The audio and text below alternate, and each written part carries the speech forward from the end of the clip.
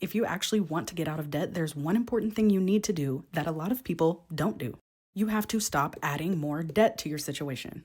If you're trying to get out of debt, you need to stop taking new Affirm loans. You need to stop purchasing things on Klarna. You need to stop putting $5 on your credit card and saying, oh, it's only $5. When you enter your debt payoff, that means you're cutting yourself off from adding more debt, or else what is the point? It is also very necessary that you save $1,000 first, put it in a high yield savings account, and if you don't know what that is, I have a link to a comparison at the top of my page. This $1,000 is going to save you when unexpected things happen on your debt payoff journey.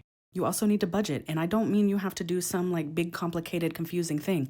You just need to give every one of your dollars a job so that every dollar knows what to do and goes the far maximum amount for you.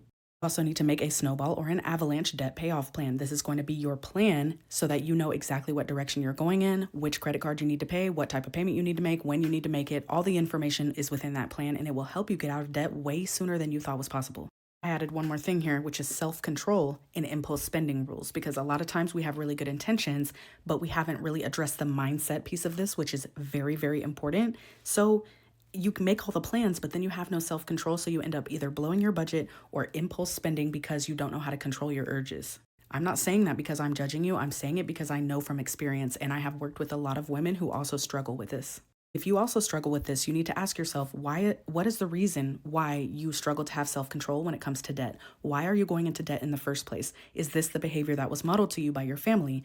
Do you think it's normal to have debt all the time because that's what society tells you? Are you just struggling because you're an emotional spender? Get to the root of those problems and it's really going to help. Also set up some rules for yourself when it comes to impulse spending. So maybe something like a 24-hour rule where you cannot buy the thing on the spot. You have to wait 24 hours.